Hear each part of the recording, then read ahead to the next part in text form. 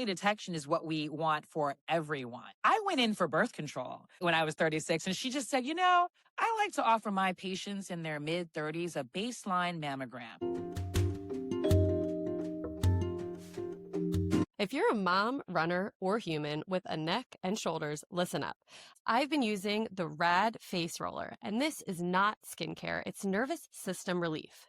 It releases jaw, neck, and upper body tension I didn't even realize I was carrying. If you want your shoulders to drop and your body to actually exhale, try it. Head to radroller.com and use my code Samantha15A for 15% off. Your body will thank you. Welcome back to the Running Wine Mom podcast. I'm your host, Samantha Cieslinski, aka the Running Wine Mom. Today's conversation is one I've been sitting with for a while because this conversation is not just about awareness, it's a reminder to listen to our bodies, to our instincts, and to women whose voices haven't always been centered in healthcare conversations. My guest today is Athena Jones, a journalist, first-time documentary filmmaker, and advocate.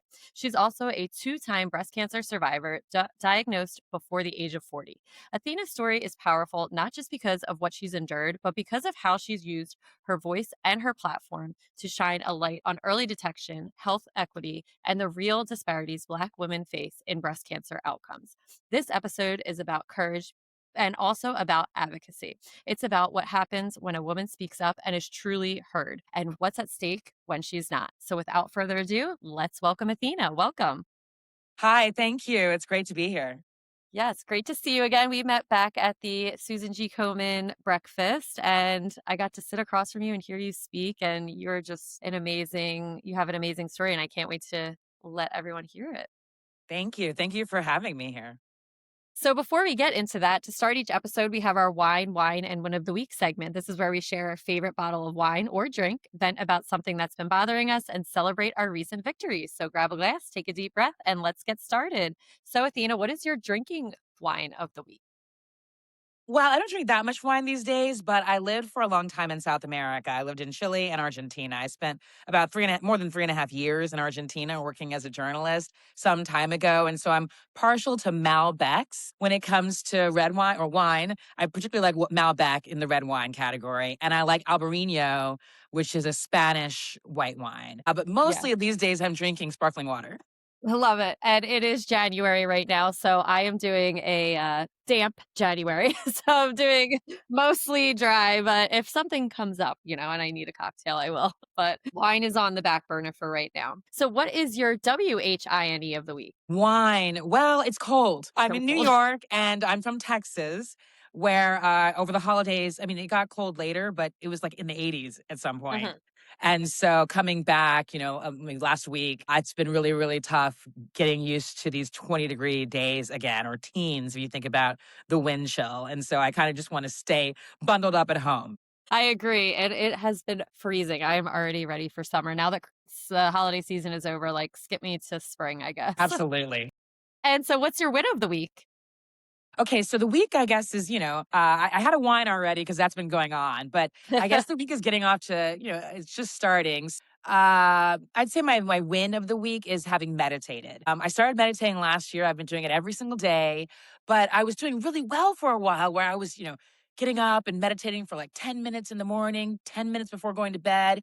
And then over my travels, over the holidays, I was really relying on an app with kind of guided meditations, which are shorter and still very helpful, still very kind of inspiring. But I think I get the most out of it when I'm just really sitting in silence, breathing, not listening to music, not listening to someone else guiding me along. And so I was able to do that this morning. I figured, why not? It's the first working day of the new year. And so I feel really accomplished in doing that. And I hope to begin to kind of feel those benefits of sort of like, I'm calm, I can manage anything. Whatever comes my way, I'll be able to handle it. So that's my win. Yes, that is one of my New Year's goals, is to fit in meditation more than I normally do. It's like Yeah, you twice just a start month. small. Yeah. 2 minutes a day, then 5 minutes, then 10 minutes maybe. Yeah. And so that's going to transition us perfectly to my next question about fitness. What is your favorite way to stay active? Gosh, I do so many things. Well, a lot of it's indoors now, though.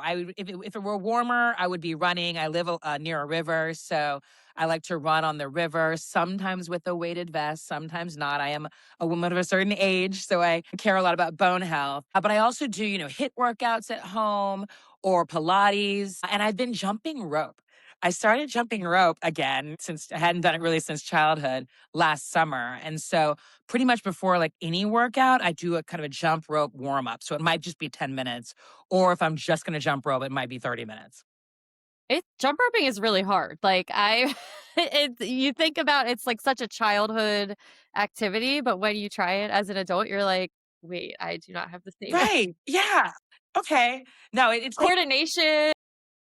right. And it's tiring. But I mean, I kind of equate it to running. I mean, you're basically running in place. Mhm. And if you look at like your Apple Watch or whatever, it'll be like, oh, this is how many steps you've done, or this is how many miles you've covered. And so I feel like it's perfect for the days when I'm not going to be able to run outside because I am not one of those hardcore people who runs when it's 20 degrees. It's too cold right now. So how does maintaining your fitness align with your mental health?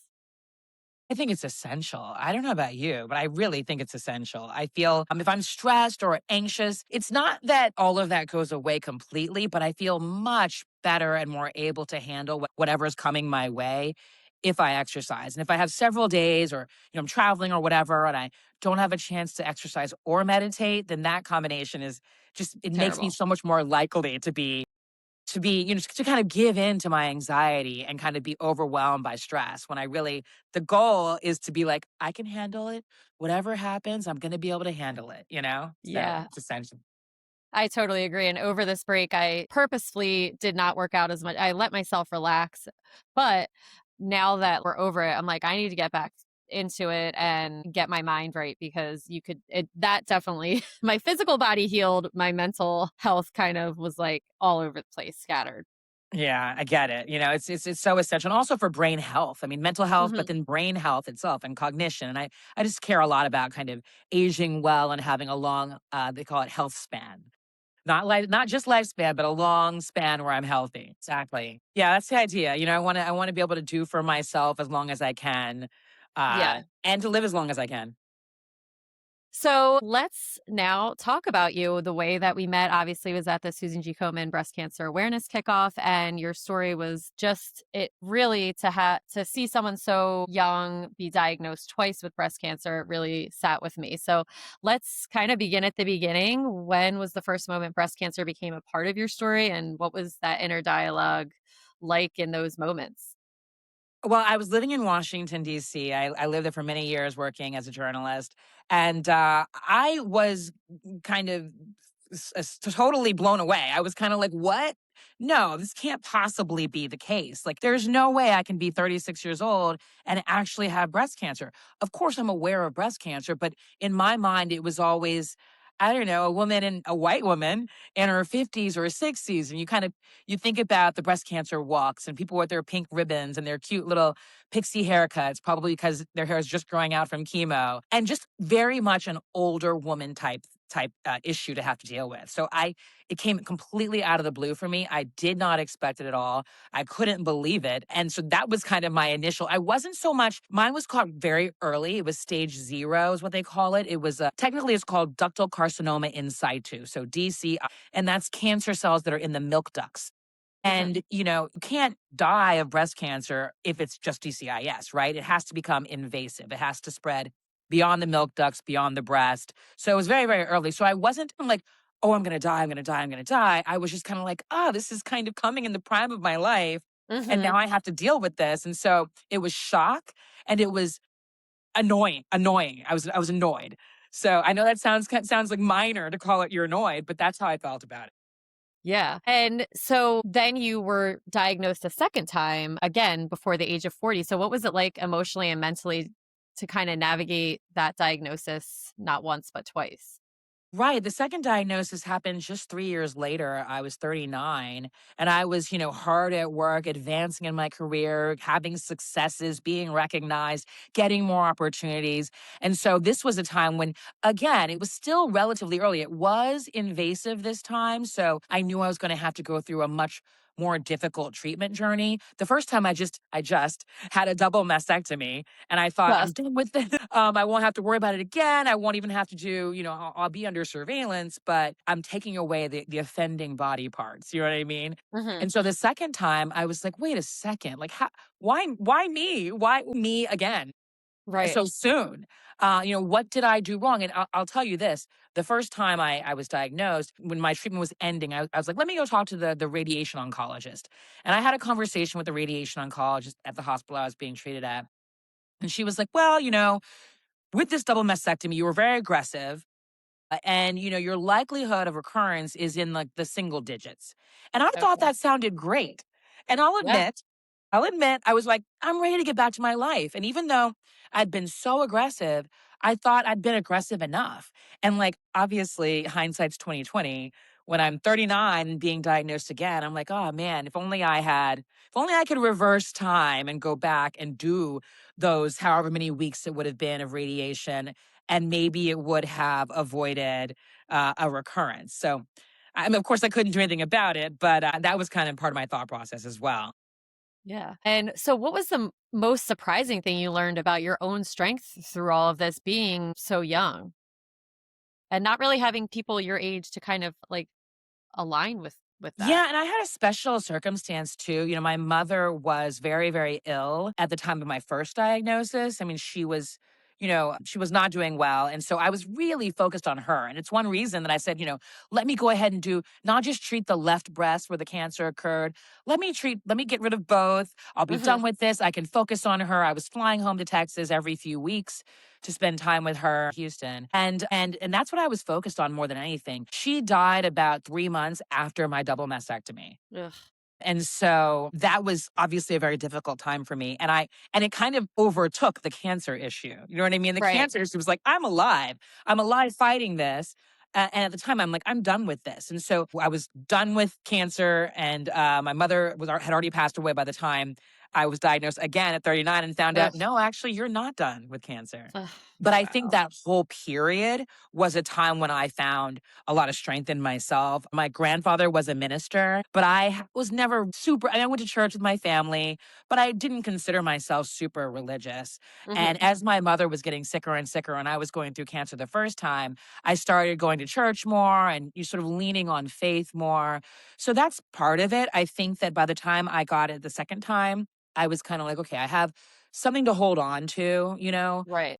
And I also, the first time I wasn't very vocal about what I was going through. I only told a few people because at the beginning I didn't want to tell someone who would feel obliged to tell my mother. And I didn't want to tell her before I had the surgery because Right. she was on a feed, she would have wanted to be there and it was a whole thing. So I relied on just close family and friends. And that's what I did both times. And that was really enough. And I think I was surprised to find that I had a reservoir of strength that I didn't know was there. I think that, you don't always know how you're going to deal with something like this until it happens. And just like you don't know how you're going to deal with an emergency, right? You don't know if you're the kind who's going to like freeze like a deer in headlights or immediately get to work, doing whatever needs to be done. And I found out, luckily, and I think I got this from my mother, that I was the kind of person to say, look, here's what I'm facing. Here's the treatment plan. Here are the things I have to do, almost like it was an assignment, and I Mhm. was Yeah. a real nerd, very conscientious student. I was like, I'm going to take on this assignment and I'm going to beat this assignment and everything's going to be fine. So Right. I had a lot of faith, period, and a lot of faith in my ability to get through it without, falling apart. But I also felt like, I can't fall apart. I have a career to continue to advance in. And I worked the entire time. I mean, the first bout I took a month off because of the surgery. But the second time, of course, I took a few weeks off for surgery. But when I was going through chemo, I was covering the White House. It was the end of the Obama administration. And I was going like to chemo every 3 weeks. And I just kept going. I just kept working because I was like, you're in a really prized position in terms Right. of the job. And like even going all over the world. Like I remember my team went to Vietnam because the President Obama was going to Vietnam, and you usually would arrive a day or two early. So they went, and then I couldn't go because that was the day they were going was the day I had chemo. I scheduled on Fridays. and so that I could rest all weekend. And so I just went the next day. But the fact that I did that, I kind of can't believe it. And I think also it's because I was young and kind of hungry, you know, in terms of my career. So I'm not Oh saying my that everyone should gosh. do that.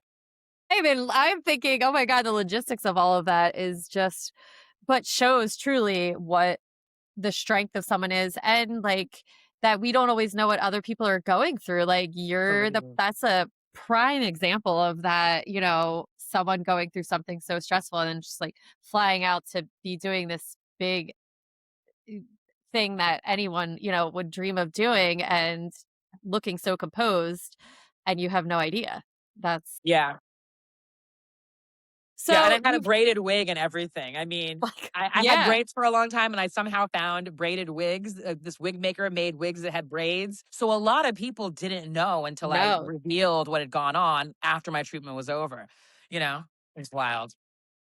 My gosh. And so one of the things that you talked about is how your cancer was caught because your provider actually listened to your concerns. And that was something that I took from when you were talking at the breakfast, and you took action early. How pivotal was that early detection in like your overall outcome, do you think? Well, I think it was essential. I mean, early detection is what we want for everyone. In Hmm. my case, the doctor I had, and this is just luck that I happened to have this doctor because this is not common at all. I went in for birth control, when I was 36, and she just said, I like to offer my patients in their mid 30s a baseline mammogram. This is something that used to be recommended for maybe about 10 or 11 or 12 years, I think in the 70s and 80s. And then it kind of fell out of favor, fell out of the recommendations. But this particular doctor was of the mindset that she wanted to give her patients, information. She wanted to do that baseline. A baseline is really just your first mammogram, right? Something that Right. you can compare future mammograms to. But most doctors don't offer it in your mid 30s because that's no longer part of the guidelines. So I consider myself extremely lucky that I happen to have this doctor, but also lucky that I said yes, because Uh-huh. when I went to go interview her later for the documentary project I'm working on, I found out that not only do most doctors not do that, and part of it might have to do with whether insurance will cover it and that sort of thing. But most patients who are offered, most of her patients, my doctor's patient, my former doctor, don't say yes because they say, well, it's not in my family. I'm young. It's not in my family. I don't need to worry. And unfortunately, and this is not to scare people, it's just a fact. You can get breast cancer at any age. You can get breast cancer at 18, 19. You don't have to be 50 or 60 to be diagnosed. And so, me being a journalist and someone who I wanted to have an answer, but Right. I did not think. I was like, sure, I'll do this. I'll have a baseline. I'll have something to compare it to down the line in 5 years or 10 years. Because back then it was the guidelines were like start at 45, I think, or 50 even, I'm not sure. But yeah, I said yes. And I'm so glad that I did because stage 0, there's some controversy about whether, how should you handle stage 0? Should you watch it? Does everyone who has DCIS, cancer in the milk ducts, are they going to eventually have invasive cancer? In my case, I had relatively small breasts, maybe B cup or small C, and it was considered, my doctor called it extensive DCIS. So that meant that it wasn't just in one little area. It was in a sort of over a large kind of part of the Mhm. southern hemisphere of my breast. And so I kind of felt at the time that, and my doctors felt, first of all, you're young. Cancer is often more aggressive in young women. It's also, for some reason that we don't entirely understand, often more aggressive in Black women. So I was young and Black. That was two strikes against me in that case. And so they really encouraged me to be as aggressive as I was comfortable being. And so I did that. Now, you know, it did come back. Who knows what that, maybe there were a few bad cells left. I just had the bad luck for it to come back. But the thing is, once you're diagnosed, you're then ideally under really good surveillance. So you're going Right. in, repeatedly to do whatever you need to do to make sure that you're going to be okay. And for me, though, it wasn't so much that surveillance. It wasn't going to the doctor for a physical breast exam, but it was me myself. I was feeling, and I felt what felt like frozen peas in the same breast, in the same area, really. And I'm like, no way. This is ridiculous. This cannot be. And of course, you go to the doctor, and I hear this a lot, and I hear this from people a lot. My doctor was like, oh, I'm sure it's fine. I'm sure it's fine. And I'm so glad, it's nice that doctors want to Easier. calm you down. But the truth is, how are they gonna know? You know what I mean? Like, I was like, okay, fine, but I still want to find out the answer. And so we did a biopsy, and that's when I found out that I had cancer again, and that this time it was invasive. So it wasn't just going to be surgery; it was going to be chemotherapy for 4.5 months, and then 7 weeks of radiation after I recovered from all of that. So yeah. Yeah, but if you hadn't gotten that original baseline mammogram, and you wouldn't have found out that you had DCIS, and then you wouldn't have maybe been so in tune with it at 39, and who Absolutely. knows, I shudder you know? to think about it. I really do. I don't know. I mean, you don't know what you didn't do, right? But Right. I can't help but feel like, okay, well, would I still be here? Because, would I have thought about breast cancer screening at 40 or 45? Like, how long was it growing at 36? So, I'm very, very, I feel very lucky that I caught it and that I treated it, and that I caught it again and treated it again. And now you're making a documentary around your experience, or just in general? Can you talk a little bit about your documentary? Sure. Well, the working title is Sisters Keepers, and it's inspired by my two bouts with breast cancer because when I was going through it, I was really kind of focused on getting through it. The first time getting through it and my mother and saying goodbye to my mother, and the second time just getting through it and dealing with my job but I didn't really do a lot of research on. I wasn't like, well, let me get to the bottom of why I was diagnosed in my 30s twice. But afterwards, I that's when I learned, perhaps something I should have already known, given America, but that Black women are so much more likely to die. Average, the national Black women are on average about 40% more likely to die of breast cancer than white women and have the highest death rate of any of the races. And in some places, in some cities, in certain places, that disparity is even wider. And so that was something that I was like, we need to do more about this. And then I began to wonder about this whole issue that we were just discussing, which is that I had early access to screening. That is not, I knew enough to know, even before going back to interview my then gynecologist, I knew enough to know that this wasn't commonly done. Mhm. Then I learned that Black women are much more likely to be diagnosed before the age where the guidelines recommend you begin screening. So all these things kind of combine to say, okay, well, if we're so much more likely to die, how much of that has to do with getting it younger? Because if you're not being screened and it starts to develop at 33 or 32 or 35, it has a lot more chance of being at a distant state, at a later stage, a much harder to treat stage by the time it is found. And there are statistics that show that too, that Black women are more likely to be diagnosed when it's at a more advanced stage. And of course, I was fortunate to be diagnosed with triple positive, which is, hormone receptor positive breast cancer. But Black women are about twice as likely as white women to be diagnosed with triple negative breast cancer, which doesn't have those markers and doesn't have as many of the treatments. There's, advances being made all the time, but it's just tends to be more aggressive and much harder to treat and to beat. And so all of those things kind of, as I was learning those things, I thought, let's dive more deeply into this. And, I'm not used to being the story. So the journey of the documentary has been also a journey of me kind of explaining why this is so important by giving more of my story. Because really, I wanted to go around talking to experts and talking Yeah. to patients. And so it's been kind of a mix of me talking about my experience, which hopefully is over. You know what I mean? I don't Yes, want to get it a hopefully. third time, and then exploring possible solutions to help more women, Black women, but women of all races, really better understand their own risk and also have a better chance of catching their cancer early. Because anyone you talk to, any doctor, any expert, any advocate will tell you early detection is really key.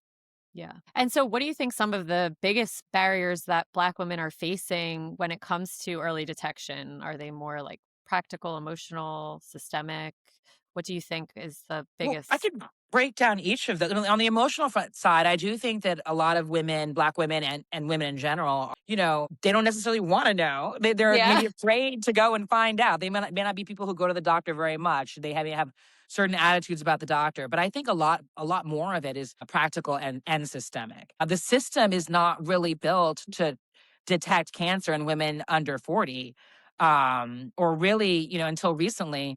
And there's a lot more awareness of the idea that you can get breast cancer younger. And in fact, there's been, recent statistics and reports out showing that the age of incidence, the age of diagnosis is ticking younger in America, broadly speaking. But I do think that not having access to high quality care, not being able to even get screened, I know stories of people who really had to fight because they were in their low 30s, had to fight to be screened just to get access, just to find out if maybe they have what they're feeling is actually cancer. So I think that's also part of the documentary. We're asking the question of like, should we have maybe a different approach to screening for Black women who are more likely to be diagnosed younger? And of course, broadly speaking, with insurance and all of that, there should be a way to, at least I believe, get access to a baseline. One screening before quote unquote official screening age maybe is something that we should be thinking about, because a lot of the experts I've spoken to talk about this desire to eventually get to the point where we have what's called personalized medicine, where we're really like treating the individual patient as that individual with their own history and their own Yeah. needs. And of course, it's a big country and you have to have some rules to manage kind of resources. But part of that personalized screening approach would be focusing more on risk rather than age. And that's also another kind of whole ball of yarn because, it's hard for people to understand their risk. There's so much focus on whether it was in your family and whether it's genetic and only about 5 to 10% of cancers are like hereditary. And then finally, I'll say one thing, and that's genetic counseling. Black women are much less likely to be offered genetic counseling. And so it's harder for Black women to find out if they have the genes that make them much, much more susceptible to breast cancer. Yeah.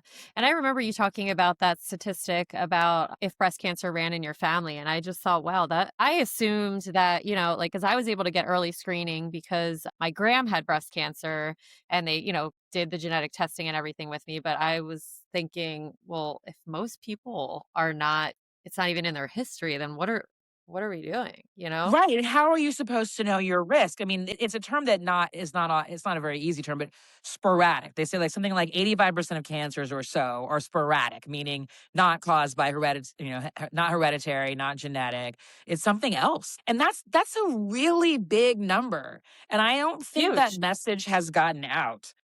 I think still most people think that you have to have a mother or an aunt.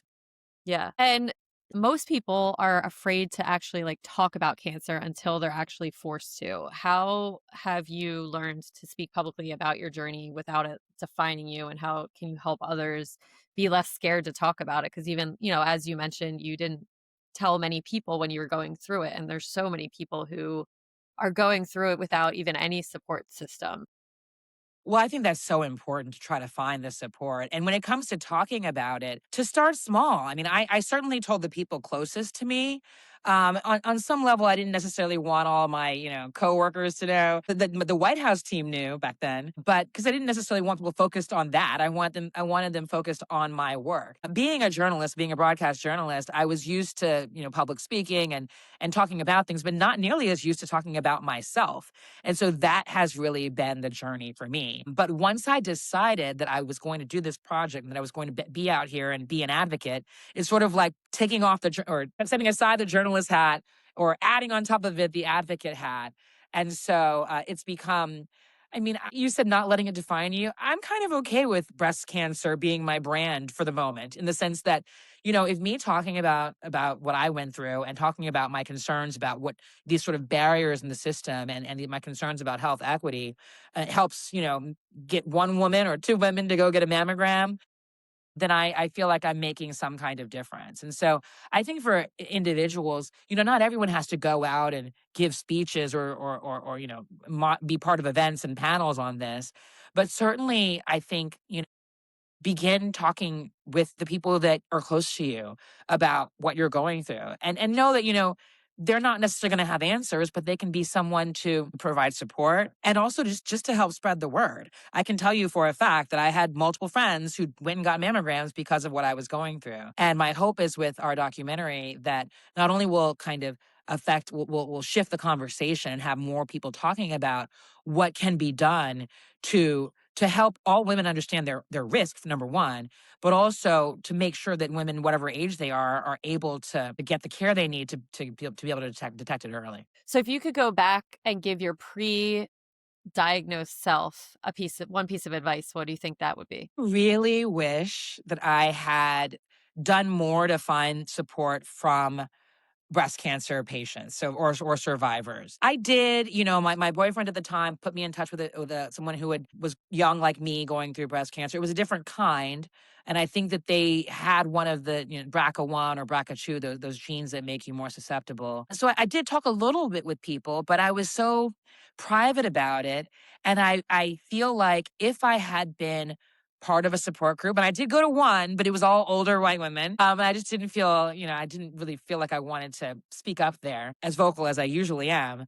But if I groups like the Breasties were around, if I had known about the Sisters Network, these are groups that are now kind of part of my film project. I feel like I would have had people to reach out to say, for instance, with the radiation oncologist, hey guys, this doctor says that I have this much chance of getting it again. What would you do, or what should I do, or what do you think? And of course, fellow patients aren't necessarily going to be experts, but I think, just like going back to what I said earlier, if I had had more support and had been kind of part of a community, I think I probably would have gone ahead and done however many weeks of radiation I would have had to do back then, just to be able to really be able to wash my hands of it and feel like, okay, I did absolutely every last thing I could possibly do. So Right. it would be Yeah. seeking support from people actually going through it. I had a lot of support from just general friends and family, but not a lot of information from people who were going through it or had gone through it. Okay, so let's talk about hope. What makes you hopeful about the future of breast cancer care? Well, I think that, breast cancer, unfortunately, is what I would call an epidemic in this country. 1 in 8 women are expected to be diagnosed over the course of their lives. And I do think that there is a growing awareness that this is not just an older woman's disease, and a growing awareness about the disparities. And so I hope that by that growing awareness will lead to more action. There's certainly a lot of folks who are out here wanting to make a difference and wanting to reduce disparities. We don't just want to reduce just the black white disparity. We want everyone to have a chance to survive breast cancer. And so we also know that because it's such a common disease, there's just tons of research going on all the time. The patient that we have been following over the course of our documentary, just over those few years, by the time she was nearing the end of her treatment, a new drug had been approved. And her, she was at a hospital that had access to it and was able to put her on that protocol, just to give her like just a little extra boost. Like, we've done all the things we're supposed to do. We've done all the standard of care, the care you're supposed to get. This is new. It's not quite involved it's not been added to the standard of care yet, but we're going to give you access to this because the studies are promising. And so that's what we want to see more and more of is new drugs being developed, new approaches. And I know for me, for instance, my cancer the second time was HER2 positive, which was, in the 90s, the mid 90s, if you were diagnosed with HER2 positive, you had like a 3 to 5 year. They said you could expect to live like 3 to 5 more years because it was so aggressive. But then, because of research, which is so important, they came up with a way to attack it, a drug that could attack it. And now that's part of standard of care if you're HER2 positive. And that has saved millions and millions of lives since its introduction. And so those sorts of things are continuing to happen. I mean, it's like I said, even though it's awful that it's such a common cancer, the fact that it's so common is one reason why there's just so much attention on it. So that gives me hope. That's awesome. Well, you have given us so much information, and I'm going to ask one more question. When you imagine the future of breast cancer care and advocacy, what does better truly look like to you, and how can we be a part of that change? Well, I think women all have to speak up for themselves and try to get screened. Certainly if they feel something, if they have a specific complaint, to really not take no for an answer. To speak up and to just, make their doctor prove to them why they don't have to worry about this you know, frozen pea or whatever it is they may be feeling underneath their skin. I think that's really important. And I hope for a world, I hope our documentary has something, has, plays a role in helping not only spread awareness, but also lead to more people questioning the current kind of approach to screening. And I hope that in the near future, we can see a lot more risk based screening. And I'll share with you, there's a new tool that is emerging. I believe it was FDA approved in late 2025, so it should be rolling out soon. It has to be paired with a mammogram. So if you can't get the mammogram, you can't use this tool. So it's important to give people access to that. But with the mammogram, this tool, it's an artificial intelligence tool, and it was trained on, hundreds of thousands of mammograms where they knew the outcome. And so they've trained the computer to see patterns the human eye can't see. And that tool will give you, it only takes like seconds, and it'll spit out what they call a risk score. 1 year, 2 years, up to 5 years out from that moment. And, then you can take that risk score and use it to decide how you're going to deal with screenings in the future. If it's low, maybe you wait 5 years if you're 35. If it's not low, maybe you need to be under increased surveillance right away. And so the people who've been working on that, they believe this is going to be a paradigm shift. And I really hope that it can be, because going back to what we said earlier, if you don't know that your mother or your aunt or your grandmother had breast cancer, or even or if they didn't, that still only accounts for a small slice of the cancers diagnosed. And so for that 85% of sporadic cases, maybe we can begin to kind of break that down, and get to many of those much, much sooner. And so I dream a world where every woman can understand their own individual risk of breast cancer, certainly by their mid 30s, and act accordingly, and a system that makes that easier, so that a 31-year-old who is certain they feel something doesn't have to fight for 6 or 9 months and then discover they have stage 2 or stage 3 breast cancer. Wow. Yeah. That is powerful. And that is the positive of AI for sure. I'm excited to see where that goes. And Yeah, there's a lot to be afraid of, but there's yeah. also a lot of promise. There's a lot of promise, Yes. especially in the medical field. Yeah. All right. Well, I think that's going to be a great place to end it. So that is going to bring us to the end of another episode of The Running Wine Mom. Athena, again, I want to thank you for joining us today. What you've offered is more than just information, it is permission to ask better questions, to listen to our bodies, to speak up even when it is uncomfortable. So thank you for that. I should have said they should also, bring someone with you. You know what I Yeah. mean? You don't have to do it yourself. You bring someone who will be an ally if you want. Yeah. It Yes. doesn't make That's you so weak.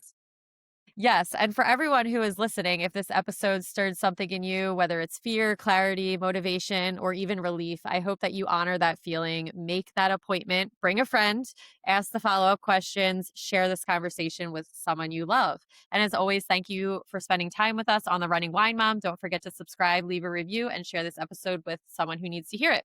You can follow me on Instagram at the running wine mom _ and Athena. Where can the listeners find you, and when does your documentary come out?